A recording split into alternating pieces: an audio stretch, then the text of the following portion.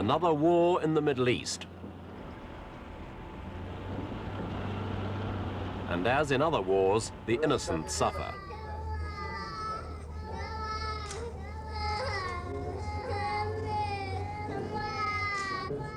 These are victims of Israel's invasion of southern Lebanon, caused by the continuing guerrilla war between the Palestinians and the Israeli government.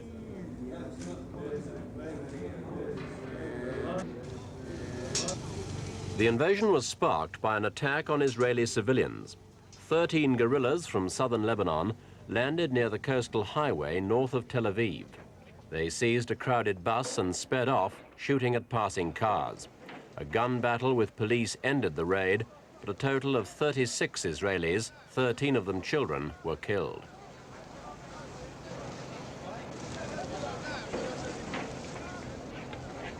The number of dead and injured made it Israel's worst civil violence since 1947, when Jewish Irgun guerrillas bombed the King David Hotel in Jerusalem. Ironically, that raid was led by Israel's current premier, Menachem Begin. The latest attack was by 11 men and 2 women from Al-Fatah, a guerrilla group controlled by the Palestine Liberation Organization. The PLO's leader is Yasser Arafat, here reviewing guerrillas at a training camp in Beirut. Lebanon's the main base for various Palestinian guerrilla groups. They've launched countless attacks from the south of the country into Israel. Israel went into mourning as it buried the victims of the seaborne attack.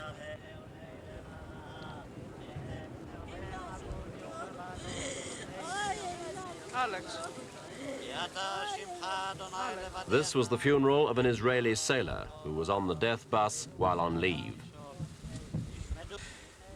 But while Israel mourned, the rest of the world waited to see what the government's reaction would be.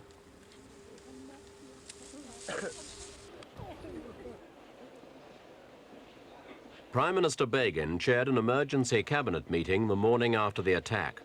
World leaders, including America's President Carter, sent messages of condolence.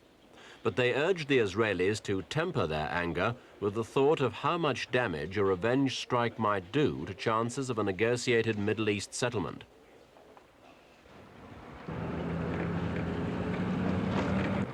But just 3 days after the attack, Israeli armored units began pouring over the border into southern Lebanon. Their aim, to hunt down guerrillas in the area that had become known as Fatahland and destroy their bases.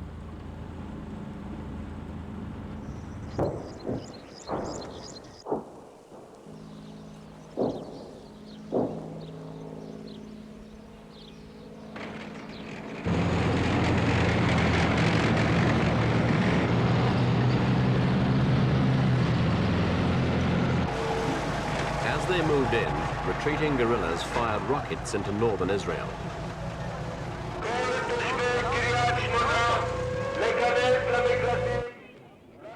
After police warnings, Israeli civilians took their bedding to the many underground shelters in the area for the night. The cross-border drive was described as a military operation to lance the wound and prevent further emergencies of this kind.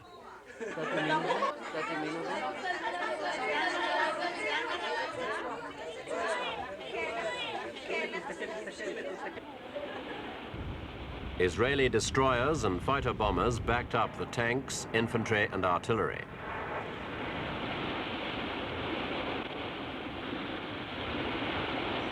Hospitals may be sacred in war, but the Lebanese port of Tyre had no Red Crosses to protect it.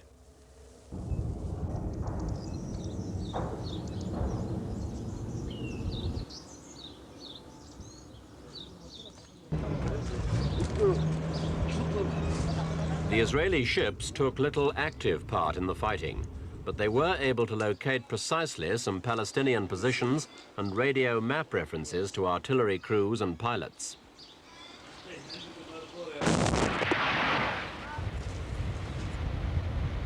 Tyre's an ancient port first built by the Phoenicians, and it's been fought over many times in past centuries. But never before has it been so ravaged as it was this time by modern bombs and shells.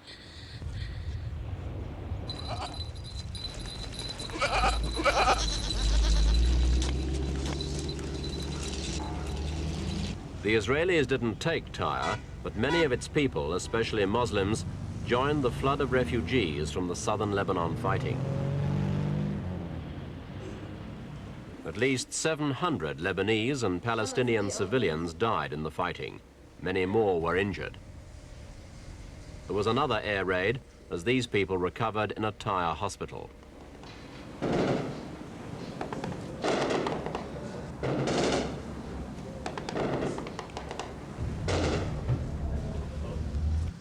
Israeli commandos landed from the sea too in their hunt for guerrillas.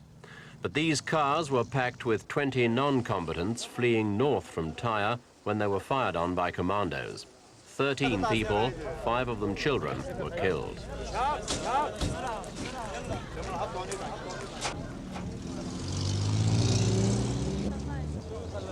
Palestinian guerrillas weren't taking any chances. They were on the lookout for Israeli infiltrators disguised as civilians. None were reported, but Premier Begin had declared total war on the Fatahland guerrillas, pouring in 20,000 troops. After 7 days of fighting, the Israelis announced a ceasefire. By then, they controlled the guerrilla area, 700 miles of southern Lebanon. That's 17% of the country's area. Israelis' critics called it an invasion, but Premier Begin insisted he'd not gone in there in order to conquer territory. Our army was not sent into southern Lebanon for the purpose to stay there. We want an agreement and an arrangement, as a result of which, in all those places which the Defense Minister and the Chief of Staff will today name to you, from which the murderers were ejected, they should not return to them. And in general, that southern Lebanon will not serve as a base for further attacks against the State of Israel and its citizens.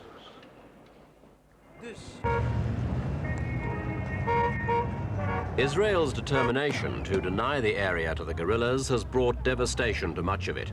Lebanon's still recovering from a grim civil war between Christians and Muslims. The Israeli invasions added to the problems, with more maimed people to be cared for and more homes to be rebuilt. Like Tyre, the country has been a battlefield since ancient times. It was invaded by Romans, Crusaders, and the Turks, finally becoming an independent country with the fall of the Turkish Empire during the First World War. So the people are used to fleeing before invading armies.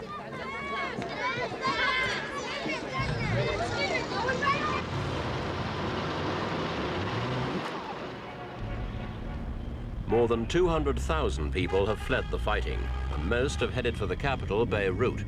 Some have taken over apartment blocks built to replace homes destroyed during the Civil War. There have been reports of gunfights between refugees and armed guards employed by the owners of luxury flats. Lebanon's history of turmoil means many people own guns and aren't afraid to use them when the going gets tough.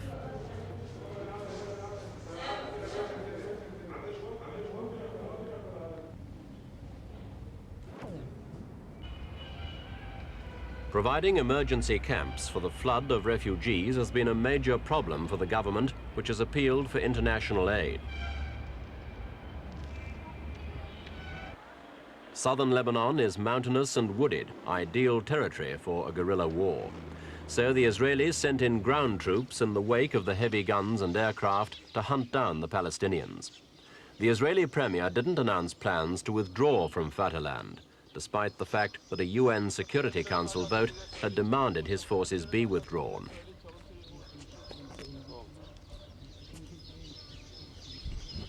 One way or another, Israel wants to make sure the guerrillas can't operate in southern Lebanon. It's hit the area hard, but the guerrillas haven't fled along with the civilians.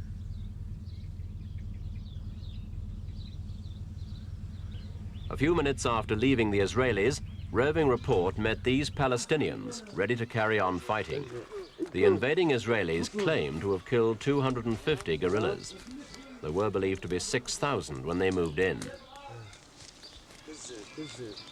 The Palestinians say the UN peacekeeping force won't be able to stop them infiltrating the wooded hills of southern Lebanon to attack Israel.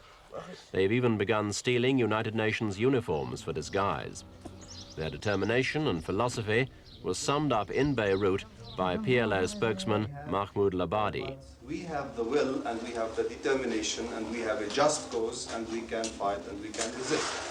So technical and weapons superiority doesn't do much. We have seen the Vietnamese people resisting, fighting the biggest war machine in the world, which is the United States, and they won because they have the belief and they have confidence in themselves and in their cause.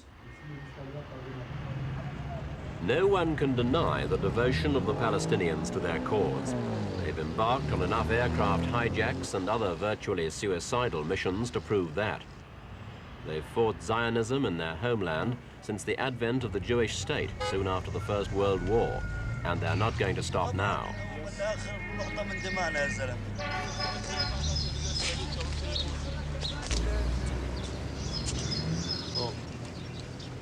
It's all a violent contrast to Egyptian President Anwar Sadat's peace initiative. When the Israelis announced a ceasefire in southern Lebanon, the Palestinian reply was that the word ceasefire simply didn't exist in their dictionary. This is it. Because